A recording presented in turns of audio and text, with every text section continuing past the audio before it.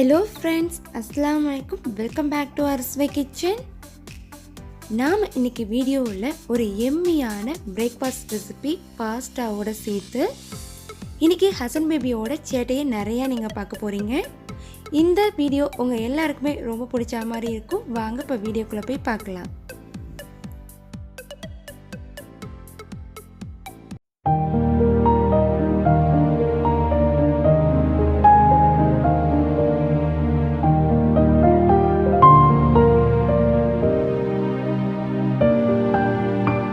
இப்போ நீங்கள் பார்த்துட்டு இருக்கிறது மார்னிங் 5:30 போல் என்னுடைய ப்ரேயருக்காக நான் எழுந்த போது எடுத்த கிளிப்பிங். காலையில் எந்திரிச்சோடனே ஜன்னல் வழியாக வெளியே பார்க்குறதே ஒரு நல்ல ஹாப்பினஸ் கொடுக்கும். அதுலேயும் முக்கியமாக பார்த்தீங்கன்னா என்னோடய ப்ளேஸ் வந்து ரொம்பவே காமாக இருக்கும். இயர்லி மார்னிங் பார்க்குறதுக்கே ரொம்ப நல்லா இருக்கும்.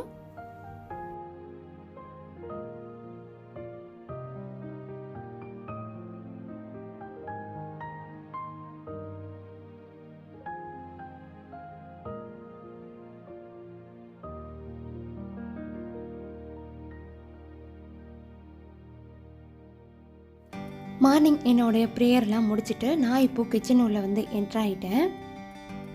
மார்னிங் பார்க்குறதுக்கு கிச்சன் வந்து ரொம்ப நீட்டாக இருந்தால் தான் எனக்கு வந்து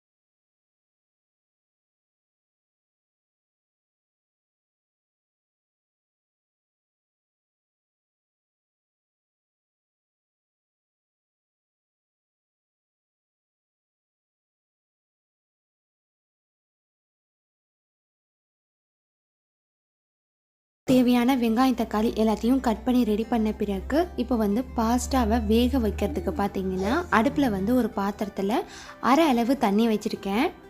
ஸோ இந்த தண்ணி வந்து பார்த்திங்கன்னா நல்லா பபிள்ஸ் வந்து நல்லா சூடு வரணும். அந்த சமயத்தில் தான் வந்து நம்ம பாஸ்டாவை வந்து சேர்க்க போகிறோம். இதை வந்து நம்ம வீட்டில் பார்த்திங்கன்னா மக்ரூனி அப்படின்னு சொல்லுவாங்க. இந்த மக்ரூனி பார்த்திங்கன்னா இன்றைக்கி நான் வந்து ஒரு கப் அளவு வந்து எடுத்திருக்கேன். மீடியம் சைஸ் உள்ள கப் அளவு. அடுத்து இந்த மக்ரூனி வேகிறதுக்கு தேவையான அளவு உப்பு சேர்த்து ஒரு 2-3 நிமிஷம் நல்லா மிக்ஸ் பண்ணிக்கோங்க. உப்பு ஏன் இந்த சமயத்திலே சேர்க்குறீங்க அப்படின்னு கேட்குறீங்க. நீங்கள் என்ன தான் சமையல் செய்யும் போது, அதாவது ஃப்ரை பண்ணும் போது உப்பு சேர்த்தாலும் வேக வைக்கும் போது நம்ம உப்பு சேர்க்குறது தான் வந்து அந்த மக்ரூனியில் வந்து பாதி அளவு ஏறும். ஸோ அதனால தான் இந்த ஸ்டேஜில் வந்து நம்ம உப்பு சேர்க்குறோம். அடுத்து இதில் ஒன்றோடு ஒன்று ஒட்டாமல் இருக்கிறதுக்கு கொஞ்சமாக தேவையான அளவு ஆயில் ஆட் பண்ணியிருக்கேன். இப்போ இது எல்லாத்தையும் மிக்ஸ் பண்ணி விட்டுட்டு ஒரு 10லேருந்து 15 நிமிஷம் நல்லா வந்து கொதிவிட்டு எடுத்தோன்னா நமக்கு வந்து மக்ரூனி வெந்துடும். மக்ரூனிலே பார்த்திங்கன்னா நிறைய ஷேப்ஸ் இருக்கும். பட் எனக்கும் ஹசனுக்கும் பார்த்திங்கன்னா இந்த ஷேப் தான் பிடிக்கும். எதனால் அப்படின்னு தெரியல.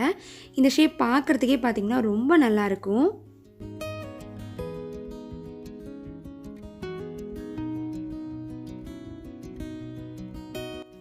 ஒரு பக்கம் பார்த்திங்கன்னா மக்ரூனி வந்துட்டுருக்கு. ஸோ அதுக்குள்ளே பால் காய்ச்சி ரெடி பண்ணிடலாம், மார்னிங் காஃபி போட்டுடலாம் அப்படின்னு சொல்லிட்டு நான் பார்த்திங்கன்னா ஒரு பக்கம் வந்து பால் காய்ச்ச தொடங்கிட்டேன்.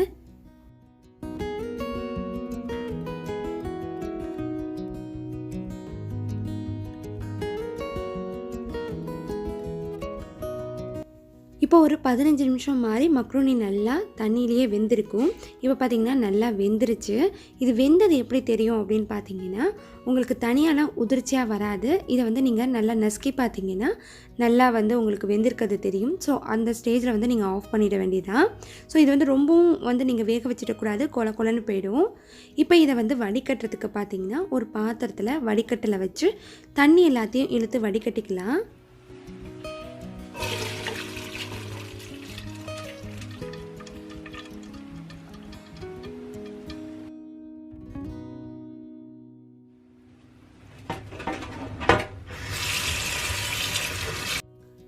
மக்ரூனியை நல்லா வடிகட்டின பிறகு இந்த மாதிரி பச்சை தண்ணி எடுத்து கொஞ்சமாக மேலே தெளித்து விட்டுக்கலாம். இந்த மாதிரி செய்கிறதுனால பார்த்திங்கன்னா சூட்டில் வந்து உங்களுக்கு மக்ரூனி ஒன்றோடு ஒன்று ஒட்டாமல் உங்களுக்கு வந்து பச்சை தண்ணி ஆட் பண்ணுறதுனால தனித்தனியாகவே இருக்கும்.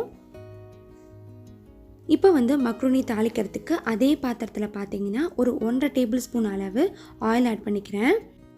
நூடுல்ஸ், பாஸ்தா, கிச்சடி, அதுக்கப்புறம் சேமியா இந்த மாதிரி டிஷ்ஷஸ்க்கெலாம் பார்த்திங்கன்னா கொஞ்சம் ஆயில் அதிகமாக ஆட் பண்ணால் தான் நல்லாயிருக்கும். ஆயில் இப்போ நல்லா சூடு வந்துருச்சு. இந்த ஸ்டேஜில் வந்து நம்ம அரிஞ்சு வச்சுருக்க ஒரு பெரிய வெங்காயத்தை ஆட் பண்ணி நல்லா வெங்காயம் பொன்னிறமாக வதங்குற அளவு வதக்கி எடுத்துக்கலாம்.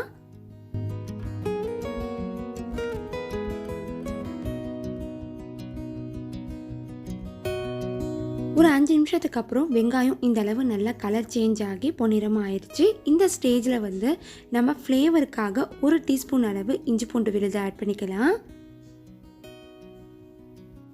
இஞ்சி பூண்டை ஆட் பண்ணி இஞ்சி பூண்டோட பச்சை வாசம் போகிற அளவு ஒரு 5 நிமிஷம் நல்லா வதக்கிக்கோங்க.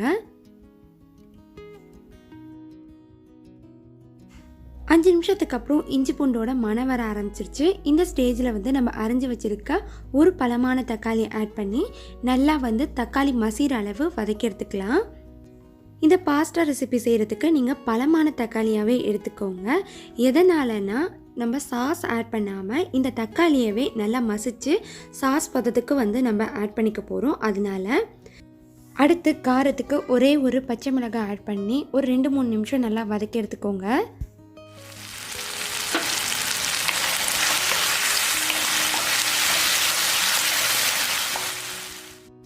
இப்போ இந்த அளவு பார்த்திங்கன்னா தக்காளி நல்லா மசிஞ்சிடுச்சு. இந்த அளவு தக்காளி மசிஞ்சால் தான் பாஸ்தா செய்கிறப்போ நமக்கு நல்லா இருக்கும்.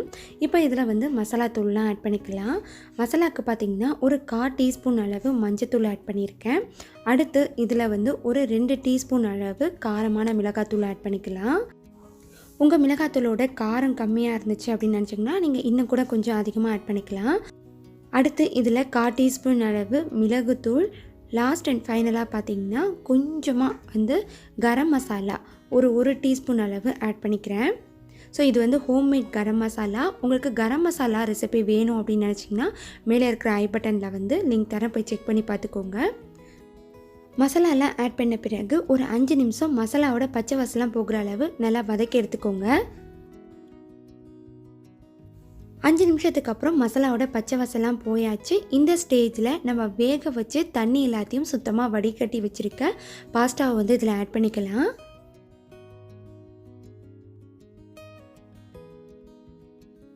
பாஸ்தா எல்லாத்தையும் மசாலாவில் ஆட் பண்ண பிறகு 5 நிமிஷம் கைவிடாமல் இந்த மசாலா எல்லாம் பாஸ்தாவில் ஏறுற மாதிரி மிக்ஸ் பண்ணி ரெடி பண்ணிக்கோங்க.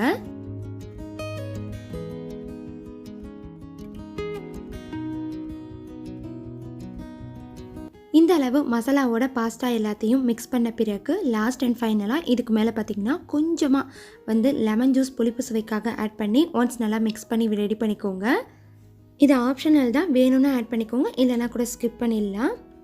லாஸ்ட் அண்ட் ஃபைனலாக இதுக்கு மேலே வந்து மல்லி இலை தூவி நம்ம வந்து பாஸ்தாவை இறக்கிடலாம்.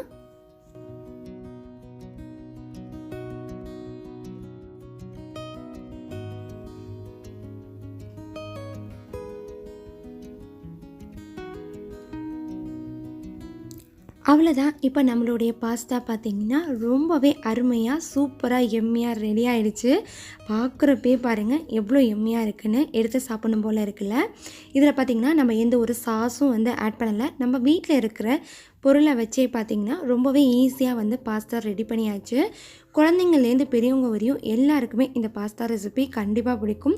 ஸோ நீங்களும் வந்து ட்ரை பண்ணி பாருங்கள். ட்ரை பண்ணி பார்த்துட்டு உங்களுடைய ஃபீட்பேக் அண்ட் கமெண்ட்ஸை மறக்காமல் என்கிட்ட வந்து ஷேர் பண்ணிக்கோங்க.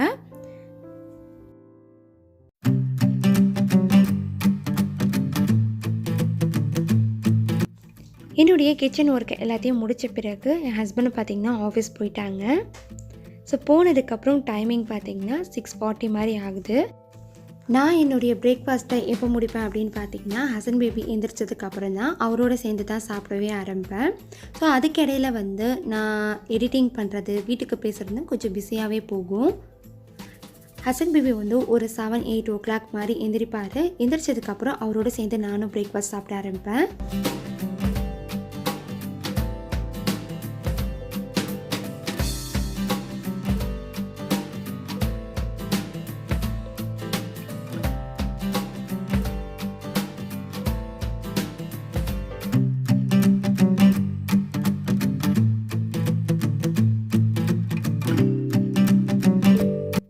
நம்ம ஹசன் பேபிக்கு கப்பன் சாசர்னால் ரொம்ப பிடிக்கும்.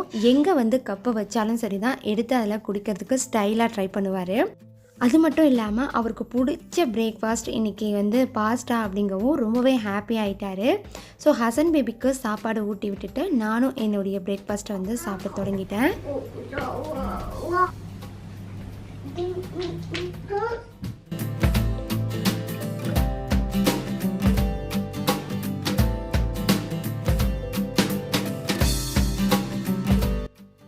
எங்களுடைய பிரேக்ஃபாஸ்ட்டை முடித்த பிறகு ஹசன் பேபியை ரிஃப்ரெஷ் ஆகிறது, அப்புறம் நான் ரிஃப்ரெஷ் ஆகிறதுன்னு சொல்லிட்டு ரொம்பவே பிஸியாக போகும். இதுக்கு இடையில வந்து எனக்கு என்னென்ன வேலை இருக்கும் அப்படின்னு பார்த்தீங்கன்னா ஹசன் பேபியே வந்து வேலையை உண்டாக்கிடுவார். ஸோ அதில் ஒரு வேலையை தான் இன்றைக்கி நீங்கள் பார்க்க போகிறீங்க. அன்றைக்கி நடந்ததை பையன் பார்த்திங்கன்னா திடீர்னு இங்கே கிடந்த விளக்கமாரை எடுத்துகிட்டு ஓடுறான். இந்த பாருங்கள் என்ன பண்ணி வச்சுருக்காண்டு. என்னடா பண்ண? என்னமோ அந்த கிருஷ்ண ஜெயந்திக்கு வந்து கால் பாதை வைப்பாங்கள்ல அந்த மாதிரி இருக்குது. பார்த்தீங்களா பார்த்தீங்களா இல்லையா இவன் செஞ்ச வேலையை? என்ன குட்டின? ஓல்லா என்னத்தை குட்டியிருக்கான் பாருங்க. கார்ன்ஃப்ளோர். நான் இது கீழே எடுத்து வச்சுருந்தேன். இது எடுத்துகிட்டு வந்து என்ன பாடுபடுத்தி சோஃபா ஃபுல்லாக பார்த்தீங்கன்னா எப்படி. ஐயோ என்ன பேபி இப்படி பண்ணுறீங்க நீங்கள்? ஏன் பேபி இப்படி பண்ணுறீங்க? முகத்தை காட்டு. பவுடருக்கு பதிலாக அதை பூசிருக்கியா? போட்டு வச்சுருக்கான். அவன் விளக்கமாறு எடுக்கவும் தான் எனக்கு வந்து தோணுச்சு.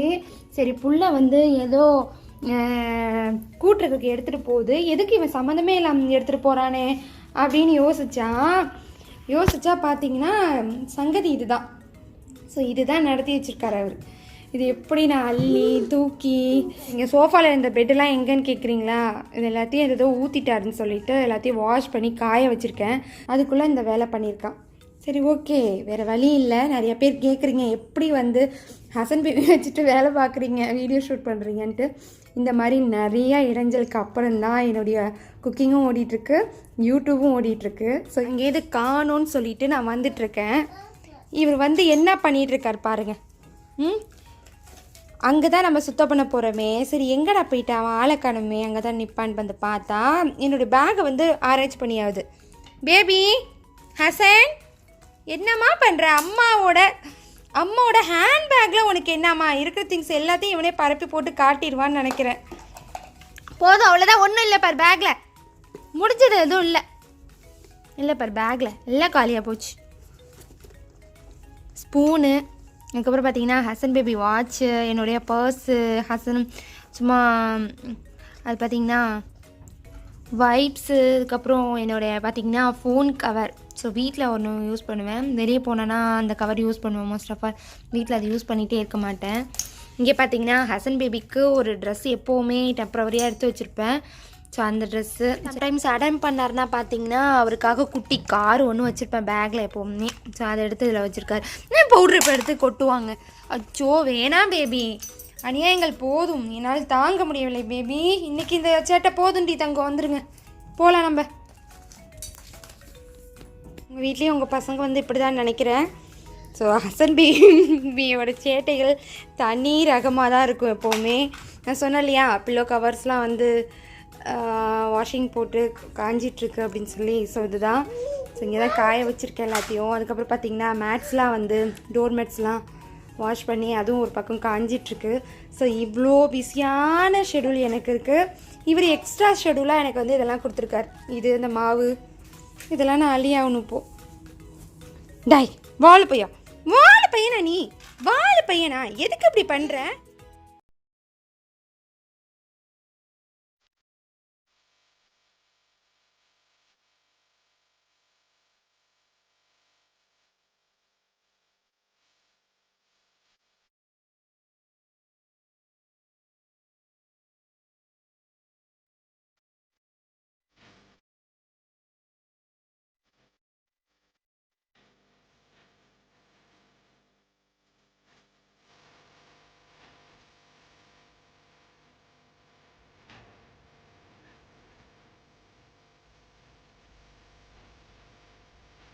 நம்ம ஹசன் பேபி ஒவ்வொரு நாளும் ஒவ்வொரு சேட்டை செய்வார். அதாவது ஒவ்வொரு வேலை வைப்பார் எனக்கு. ஸோ இன்றைக்கி வச்ச வேலை பார்த்திங்கன்னா கொஞ்சம் வந்து ஹெவியான ஒர்க்காகவே இருந்துச்சு.